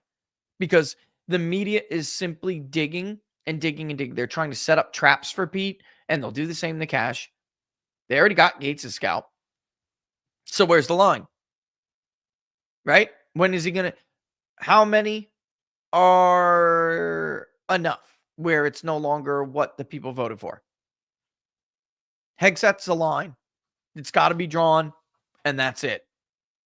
Cannot lose this nomination. And if he does, then Trump needs to just go scorched earth with recess appointments, and that's got to be it. But they are looking for something for Pete to say. They're looking for him to engage with them and their fake scandals and their fake smears, so that they can then print a story that the scumbag, crooked Republican will use as an excuse not to vote for Pete. So do not engage in the process and do not trust the process, because it is not a legitimate or a fair process. This is the correct way, Pete, and don't stop with this. Keep forward with this kind of posture toward the media. And I'm proud of what I fought for. I'm not going to back down from them one bit. I will answer all of these senators' questions, but this will not be a process tried in the media. I don't answer to anyone in this group. None of you. Not to that camera at all. I answer to President Trump, who received 76 million votes on behalf and a mandate for change. I answer to the 100 senators who are part of this process and those in the committee. And I answer to my Lord and Savior and my wife and my family. I'm proud to be here. And as long as Donald Trump wants me in this fight, I'm going to be standing right here in this fight, fighting to bring our Pentagon back to what it needs to be. What have your And thank you, Kyle, for your clip. That is, of course, Kyle Becker. If you guys don't follow Kyle on Twitter, there he is. You absolutely should. We love us some Kyle. He's a great guy. Nice guy. Met him doing a panel on election integrity in Phoenix, Arizona. Good dude. Solid guy. Heart's in the right place. Thanks for your clip, bro. That's 100% the posture that he has to take with these medias, with these mediaites. All right, they are absolutely not in this for the right reason. Okay, even Steve Deese is off on a. Oh my God, I'm about to show a Steve Deese tweet because he's absolutely right. Oh my God, I can't believe it. Hell hath frozen over, ladies and gentlemen. I'm about to show a Steve Deese tweet. Holy crap. But first, I'm going to say that as of right now, Trump obviously is still standing by. All right. Pete Hegseth is doing very well. His support is strong and deep, much more so than the fake news would have you believe. He was a great student, Princeton, Harvard educated, with a military state of mind. He will be a fantastic, high-energy Secretary of Defense, one who leads with charisma and skill. Pete is a winner, and there is nothing that can be done to change that. That is a strong statement. I will say this. I don't know Pete well. He followed me on Facebook many years ago, but I don't know him in person well like Sean does, for instance, Sean Parnell. And everything I hear and from my, my own gut tells me that Pete will be good at this job. Pete wants to do this. Pete wants the Pentagon to work for the soldiers, and he wants the Pentagon to again respect their lives, their sacrifices, their hard work, and their oaths. And as a veteran, that's it. That's what I want out of a Secretary of Defense. I guess it takes a prerequisite non-combat loser pogue who has brass on him. Is wearing brass, I guess it takes that's a prerequisite to be the Secretary of Defense. How about a liar who tells the country there are WMDs in Iraq?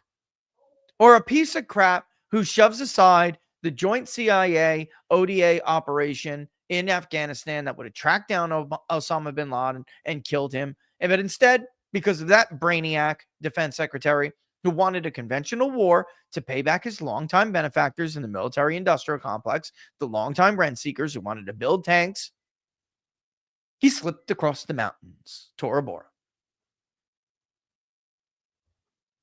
I'm tired of these guys. They didn't even have the country ready to accept all of our brothers and sisters when they came back with wounds, physical and non-physical. They didn't even care enough. You know what I'm tired of? Them criticizing people when they are the darkest. That's what I'm saying. Lord just said, I'm tired of them criticizing people when they're like the darkest of all of us. It's absolutely true.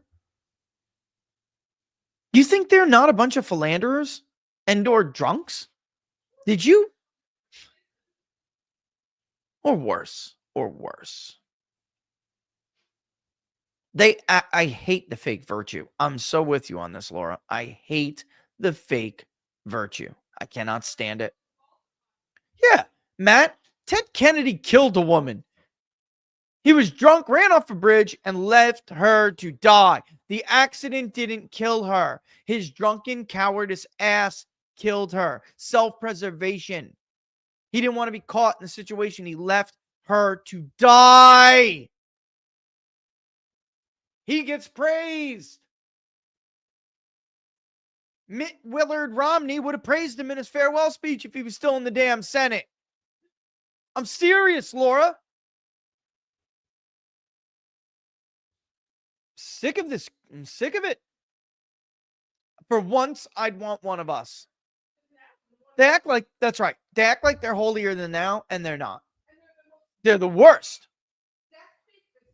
They're the most despotic, disgusting people. You're totally right. With the worst vices. Personal vices. Despotic in nature and perverted personally. Forget it, man. For once, I want one of us. I want a bunch of one of us's in all of these positions. It's about time. I mean, let's face it. The best and the brightest aren't doing well. What's the harm trying something different? They're going to start World War III before Trump ever gets in office at this rate. I really don't care how many women he banged on his Saturday nights. That's the truth. Oh my God, Rich. No, I don't care. I don't care. Worry about you. Worry about you. It's not my business. It's not my business what happened. It's not I don't care. That's the truth. I don't care. It's not my business. Could care less. Yeah. My business is whether or not their values align with the social contract in our Constitution, whether or not they care enough about the human lives that they will go off and ruin by making horrible decisions based on lies that they know are lies. Gulf of Tonkin, WMDs, the Lusitania. Hell, even Pearl Harbor gets thrown in that, guys. I hate to tell you. It's another history lesson for another day, but the best and the brightest aren't the best and the brightest. It's an artificial aristocracy, as Jefferson feared it would become. You can tell everything you need to know. This is Drearier. Everything about, and we got a couple from Drearier. Thank you. Everything you could tell everything you need to know about Senate R's priorities by how much they spent on Lisa Murkowski and Larry Hogan while abandoning swing state races.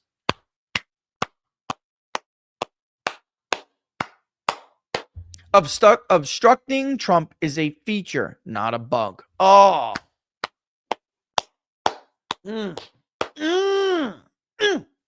Amen. They're thrilled Lake lost. And wish Trump didn't pull Moreno over the finish line. Oh, God. Show over. You just got everything wrapped up nice and neat. Nice and neat. That's it. She nailed it. Put a bow on it. Merry Christmas. Dan, a multi-part question. I would expect nothing less from you, Dan.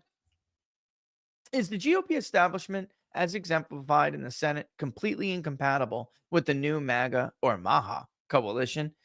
I think they can be absorbed like we tolerate. It would have to be a situation where like tolerate their participation, knowing full well they're full of it. Like Alexander the Great. He knew a lot of those generals that he was absorbing didn't have his best interest in heart.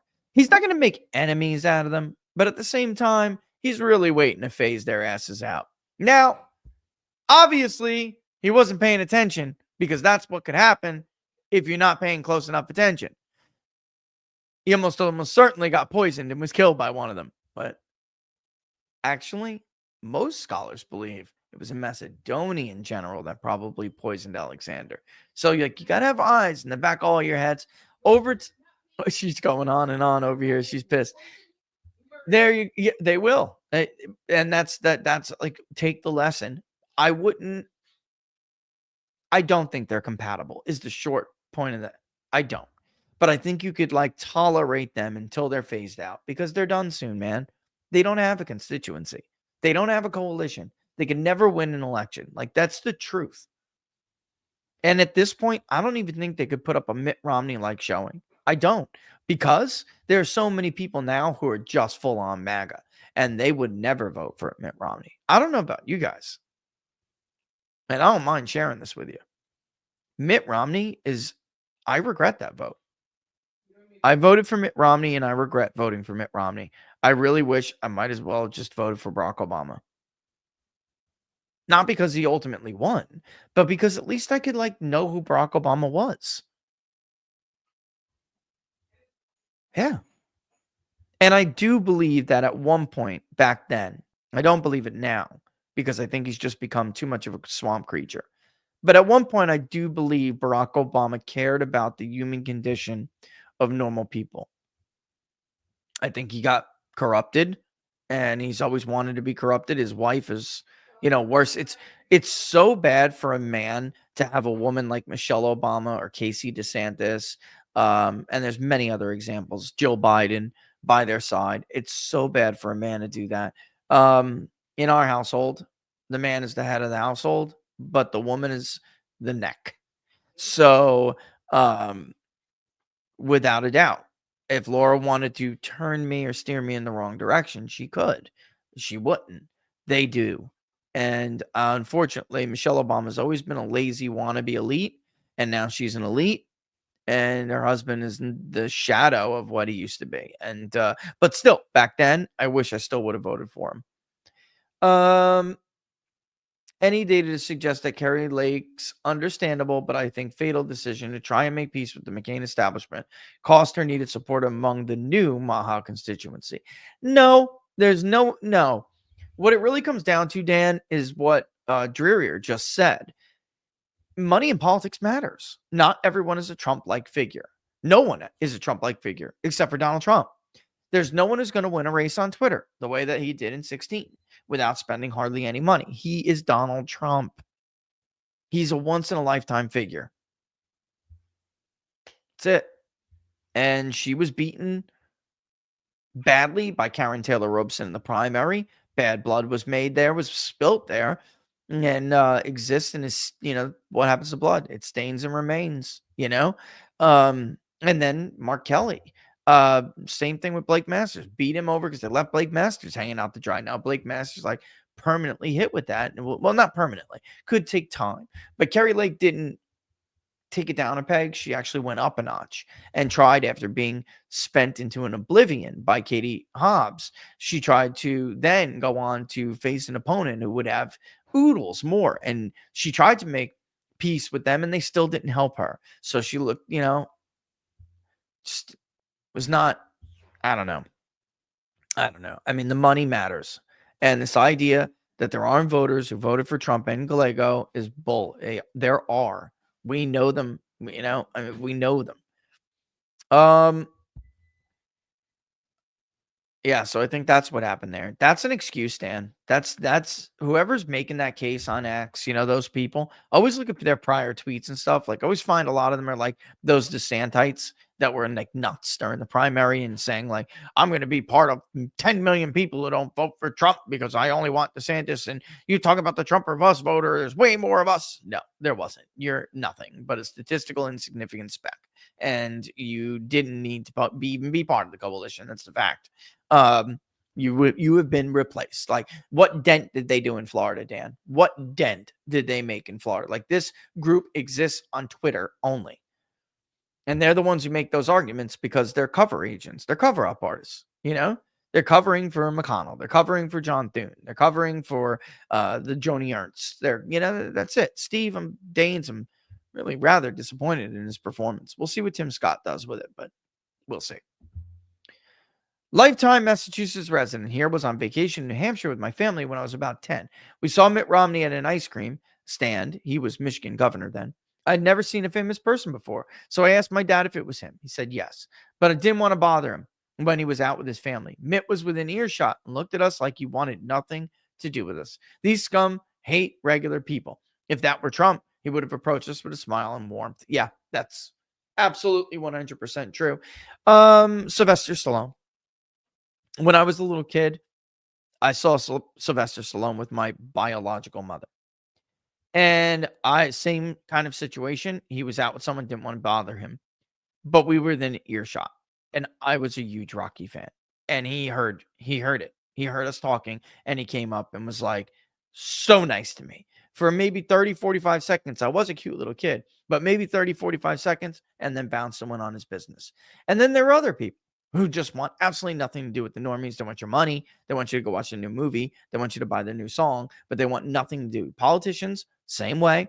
And in fact, I would argue way worse. There are narcissists in this business like you wouldn't believe. I must have used that word 3 or 4 times today, but I'm doing it because I want you to understand what kind of people it takes to even want to do this. So few of them are really there for the right reasons, to serve, to be a public servant. They'll make stories up like you just heard Willard make during his farewell address, but they are not there to serve. If they were, things would be a lot different. And the proof they're not there to serve is in the fruits of their labor, which are rotten. True, Romney is the same insufferable snobbish as the French Kerry. Yeah, he does. Can we let Pete take out his frustration on Mitt? Oh my God, I love that's a joke. YouTube. It's a joke. Calm down, Mediaite. Shit, rag paper nobody reads anyway. By the way, I was right, Mediaite. Where's your retraction? You mocked me. You mocked Gorka and I, our little our segment on Newsmax. Well, who looks stupid now, moron? Yes, the indictments against Donald Trump made him more relatable to black people. Yup, he did.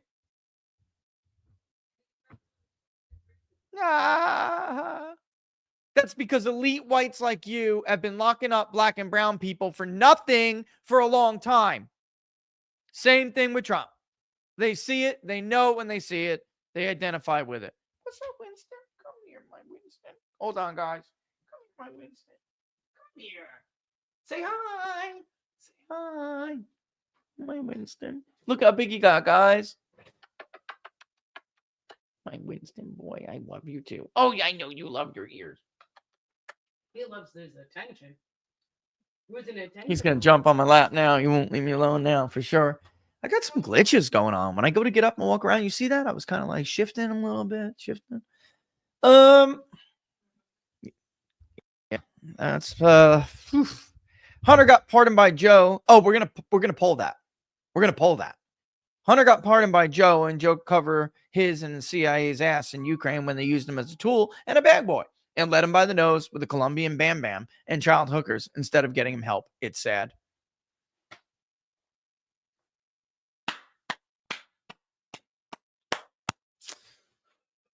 Joe's pardon is not only about his son. It's about Jim, his brother, and him as well.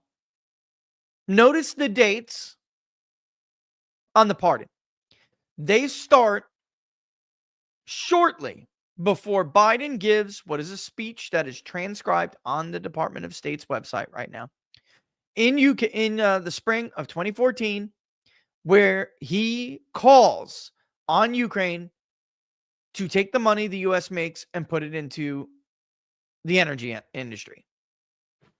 And basically says, we will give you $2 billion and you should, I urge you, wink, wink, to invest it in energy.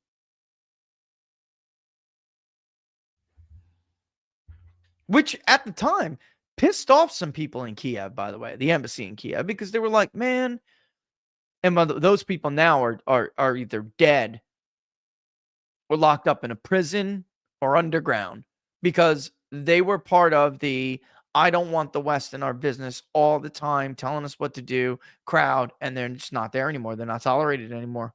In Zelensky's government, they're basically political criminals. The funny thing is, Roberts is obsessed with his legacy. Chief Justice Roberts is who he's referring to. Bass player 2011 Illify. Wait a minute. Bass player 2011ify. 11ify. That's cool. The funny thing is, Roberts is obsessed with his legacy. The only thing he will be remembered for is horrible rulings like Riggs. Yeah. And that is the irony of it. And that is a story as old as man, isn't it? Really is. My God, leave me alone. What do these people want for my life? Oh, that's the back door. We have backdoor alerts. In case we have kids. We don't want them jumping, we have kids in the backyard, and one in particular is tiny. We don't want them out there.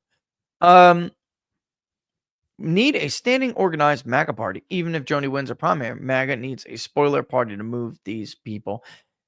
I really do think that it's probably a good idea, right? Because here's the kicker. Look at what Democrats did anyway, and they've did it all over. But one very high-profile example was the fake MAGA candidate they ran in Wisconsin. It's very smart to do this. They also need a fake progressive party, which I've told them before, but I digress. Absolutely. One that, man, I'm out of time. One that basically tells them, let me try to get to the rants, basically tells them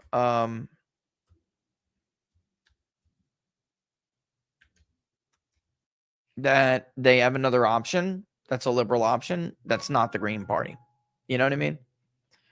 Not sure I even know how to do this technically. Whoa, told you that was going to be bad. Let's see. I am not sure how to do this, Laura. Large. Is that it? No. Not great at this. Not exactly great at this. Okay. Maybe I need Viva to give me a little. I need Viva to give me a crash course on this. Whatever. I'm abandoning it. Check your tax, Laura. What's today? What is today? Friday. It's Friday. Why is she asking me this? I thought we always got her. Kid stuff. All right. Let's get rid of this. Pop the screen off. It's 1:55. Okay. Let's see. Don't forget the public polling project thing, share farm wide for the Christmas poll. Something's got to go, and I am unwilling to get rid of anything right now. And it's like the answer to this is very simple. It's 2 polls, and that would be okay. But I would wind up asking some of the stuff anyway twice. The other potential option is to park the registered voter economic confidence index until after the Christmas poll. I really don't want to. Look at how cool that thing is, right? I just put it up. I never really pushed it for you guys, but there it is. Don't worry about the final polls. National, they didn't get to their mark. It doesn't really matter. We're just moving on. I really just want to do the Christmas poll. And there's the holiday season, and I don't want to do 2. Right. A lot of these pollsters, I think they are looking. I think a lot of them are like tapping their sponsors and going, look, we could do this. We could do that. It's very, very, very tough to poll during the holiday season. I don't think it's smart. When you do like a tracking poll like Rasmussen has done and does every day, there are some days where you don't track at all. But Rasmussen has like a long-standing way to daily track. And there's options that are not available to people who are snapshot polling. So I don't want to just snapshot and get into it. I would very much like to get at some point a daily tracking poll. I very much would love that. However, I don't think there's a way to do that and be publicly sponsored at the same time. I just don't. I think that's a big thing. Unless there were like people who would come in and like make quarterly contributions or something. And then the problem I have with that is very simple. Then you have somebody making large contributions the project relies on, and that makes me nervous. I don't know that that stays with the spirit of the project if we do that. I don't know. That's my instinct at the moment. All right. But we'll do the Christmas poll. We'll ask some of the questions that we did anyway from last year, which is going to be super cool. And we'll ask after the Christmas poll portion of it, we will ask other questions which are related to politics in nature. Probably be about 2,500, 3,000 responses. One of the things that I realized going over and reviewing our polling, it's not that the panel did bad. It's just that the panel overstated third-party support. The 80-20 split phone panel, 80 phone, 20 panel, worked very well for us as long as there were no live caller interviews outside of peer-to-peer live interviews. What I mean by that is the difference between, "Hi, Julie, this is Rich from Big Data Poll. We're conducting the first ever public polling project. Blah, blah, blah, blah. We need 4 minutes of your time." Versus a peer-to-peer agent on the other end, texting back and forth, having a conversation. Those live interviews work fine and did well. As did the SMS, MMS contact interviews. Those did good. Live caller sucks. It sucks. It still sucks. It overstated Harris. It's more than it overstated Harris. It was much more susceptible to response bias periods.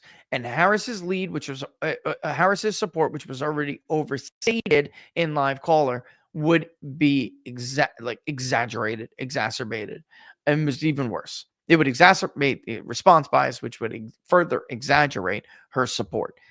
I am so freaking over live caller, which costs a lot of money and produces shit.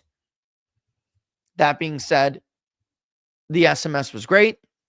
There are just some people that are more difficult to reach in SMS, so you got to send out more invites, which can get very costly, but whatever, you do it. And then the online component, which is what's the right word? Not contribution.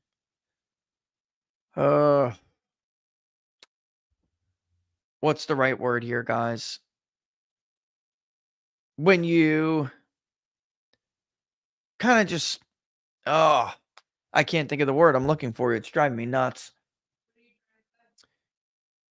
The online component provides value, and it has to be play a supportive role. Yeah, it has to play a supportive role, right? Because it's got anonymity, and that's still reaching people. It's increasing participation rates among people who don't like to take by the phone, period.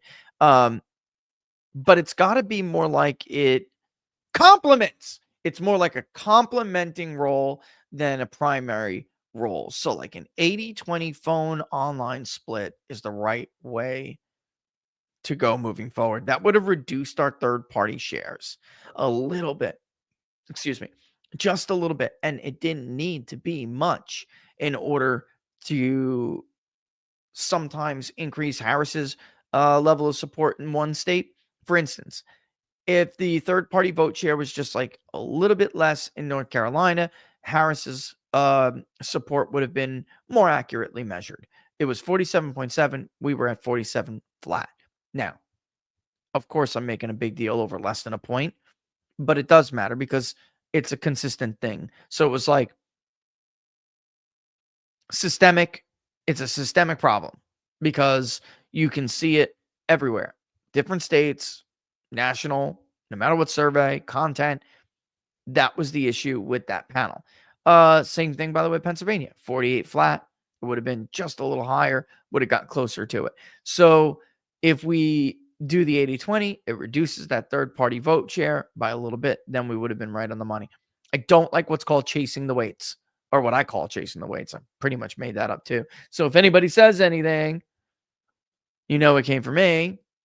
It's when you're wrong, and we weren't wrong, but we were like, tweak the weight in order to try to figure out what went wrong with or what could have been more accurate with third-party vote share. There was nothing wrong with the weights or the voter modeling or anything. All of it was fine. The only thing that we can identify as the source of that issue is that the online panels inflated. And so we're not chasing weights, we're just readjusting. And that's something pollsters should be doing all the time. And midterms, however, we're looking forward to that, because midterms will overstate turnout with certain groups that probably will not turn out in midterms. The online panels will do that quite a bit. Sometimes we were great with off-cycle online panel polling, but the risk is there. And great to identify first-time voters and low-prop voters, no and low-prop voters, but you got to be more careful believing them with the online panel, I guess, is the way to explain that. Damn, it's 2:04. So I'm going to boogie. Don't forget, if you like the videos, like them, share them far and wide. And thank you to our sponsors, The Wellness Company and Freedom Gold USA. The links are in the description, as are the links to the Public Polling Project. Like the video if you like it, but the best place is to follow us on Locals. peoplespundit.locals.com. peoplespundit.locals.com. Looking forward to the results of the Christmas poll, folks. I really am. I love being right too, of course. That's ultimately the name of the game. No matter who wins or who loses, that is the name of the game. The name of the game is trying to give the American public an accurate assessment of their elections and their opinions and their views, because they deserve it. All right. All right. With that in mind, I'm out. I don't think I'm missing anything. Right? No interviews later? Nope. I'm good. Deuces. That's all there is to it. Thanks, guys. Go over to Locals. Don't miss out over there. Dance picture time later.